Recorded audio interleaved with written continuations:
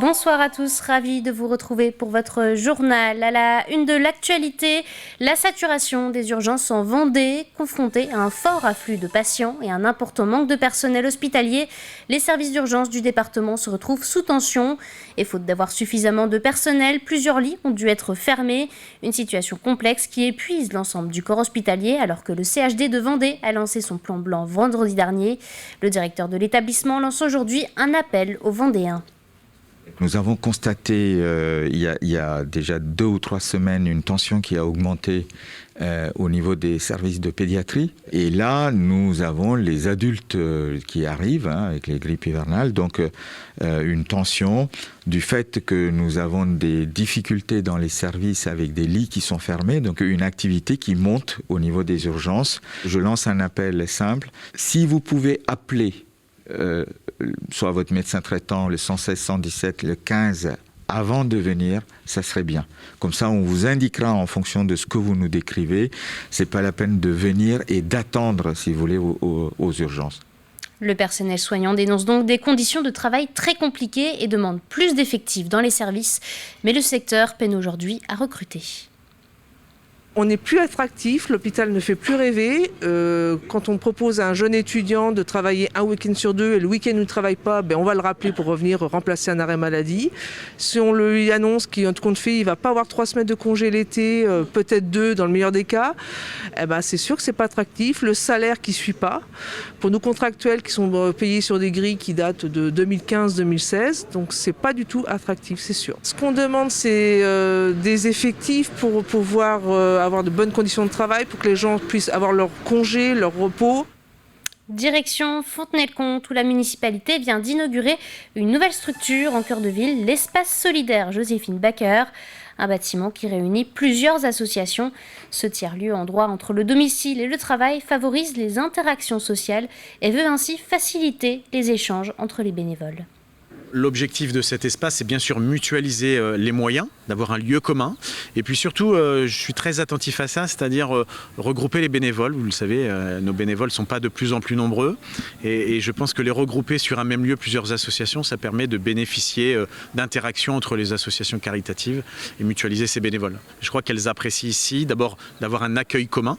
Les bénéficiaires arrivent dans un endroit, dans un lieu commun, et puis après sont orientés en fonction de leurs demandes vers telle ou telle association caritative, puisque certaines font de la distribution aussi de vêtements, pas d'autres, etc.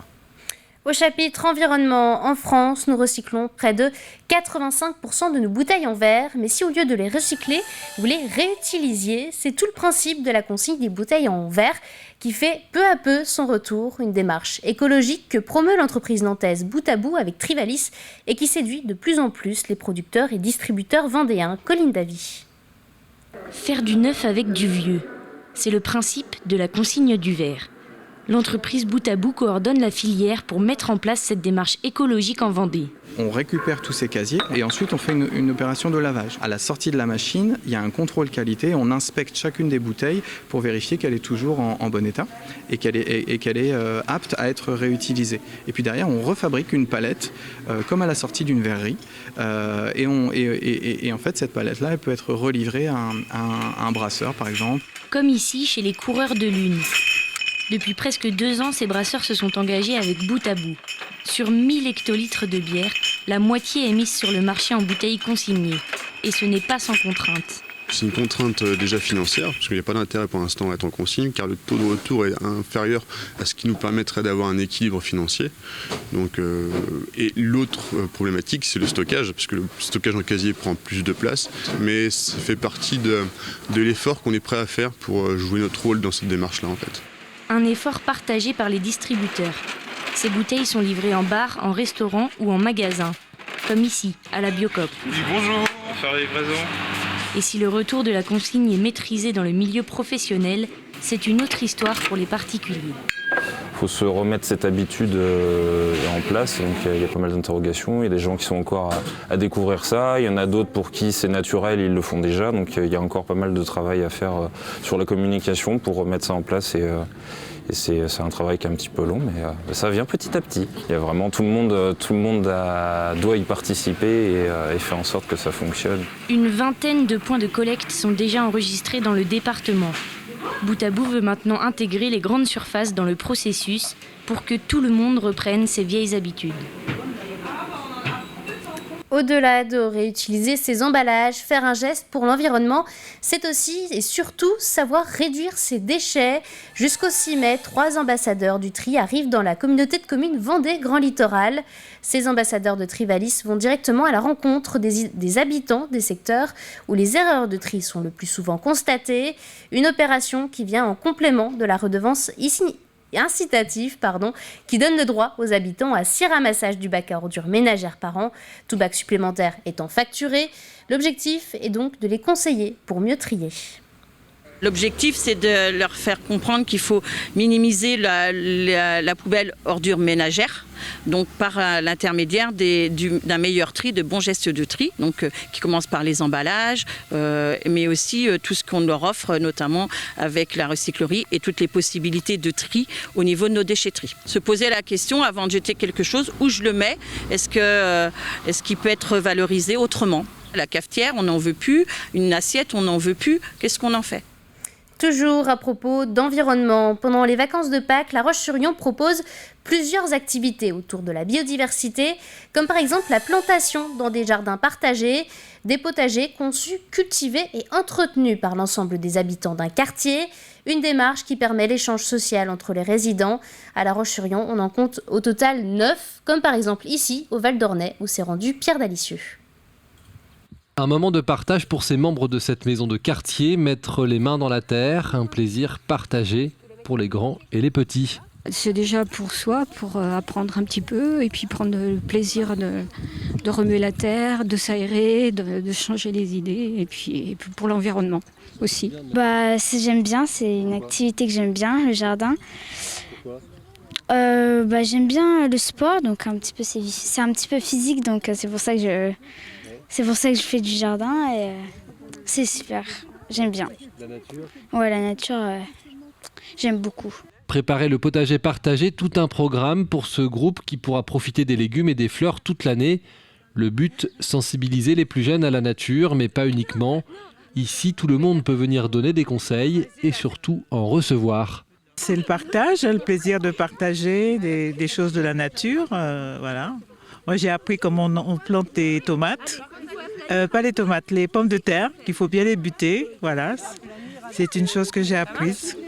Un travail qui se fait toute l'année, mais le moment le plus important, c'est bien celui-ci où l'on prépare la terre et où l'on lance les premières plantations. Le but quand même des jardins partagés, c'est le lien social, mais c'est aussi sensibiliser à l'environnement, à la nature. Et en fait, aujourd'hui, si on plante, c'est pour la saison, mais c'est aussi parce que c'est plus ludique aussi pour les enfants de semer ou planter.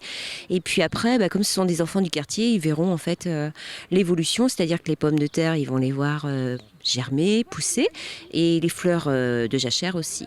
La maison de quartier du Val d'Ornay à La Roche-sur-Yon organise ses ateliers toute l'année, 2 samedis par mois. Malheureusement, les jardiniers bénévoles se font de plus en plus rares. Avis donc aux amateurs. Partons à la découverte d'une toute jeune entreprise, la savonnerie Polka à La Roche-sur-Yon. Depuis décembre, Estelle Ducrot, ancienne fleuriste, s'est lancée dans la fabrication de savons saponifiés à froid, une technique ancienne qui permet la conservation des bienfaits des ingrédients. Alix Lanos est allée à sa rencontre. À 2 pas de chez elle, dans son laboratoire flambant neuf, Estelle Ducrot fabrique depuis décembre dernier ses propres savons, selon un procédé artisanal, la saponification à froid. C'est une méthode très ancienne. C'est une méthode où on met des huiles, de la soude caustique et de l'eau, qui se transforme en savon avec de la glycérine. Il n'y a plus du tout de soude caustique, tout disparaît pendant la transformation. C'est un savon, on dit à froid, parce qu'on ne chauffe pas comme le savon de Marseille qui va chauffer, bouillonner. Une méthode de travail à froid apprise lors d'une formation juste avant le premier confinement qui permet de préserver les propriétés des ingrédients et notamment celui de la glycérine qui nourrit la peau. On voit des petits dessins un petit peu galaxies cosmiques et ça, ce sont des rivières de glycérine. Entièrement conçue avec des produits bio et locaux dès que possible, la gamme est aujourd'hui composée de 4 savons aux senteurs variées. Moi, quand j'étais toute petite, je voulais être née. Je voulais être née, je voulais créer des parfums, donc c'est quelque chose qui me plaît beaucoup. Et les associations d'huile essentielle, je me suis éclatée. Je me suis éclatée à chercher ce qui matchait bien ensemble. Une fois coupés, les savons vont rester ici pendant 4 semaines, laissant à l'eau le temps de s'évaporer. La petite entreprise naissante espère bien se développer et pourquoi pas collaborer. Estelle a déjà des demandes de toutes sortes. J'ai eu des propositions pour intégrer de la poudre d'huître dans le savon, histoire de revaloriser du coup le produit et pour pouvoir en faire un savon gommant, un savon des travailleurs pour enlever le cambouis, tout ça. Donc j'étudie ça. Et voilà, j'en ai d'autres que j'aimerais bien sortir aussi. Et en attendant la sortie du savon gommant, Chaton, Bon Matin, Captain Amour et Mazette sont à retrouver sur le site internet de la savonnerie Polka ou en vente directe chaque jeudi de 17h à 19h. Terminons ce journal avec le mondial football de Montaigu qui se poursuit. Ce soir débute le championnat féminin avec les Pays-Bas contre la Norvège. C'est à 19h à Montaigu. Et puis demain, le tournoi masculin se poursuivra avec 4 rencontres, dont France-Belgique. La France qui a perdu hier son premier match contre le Portugal 1-0. C'est la fin de cette édition. Merci à tous de l'avoir suivi. Bonne soirée sur TV Vendée.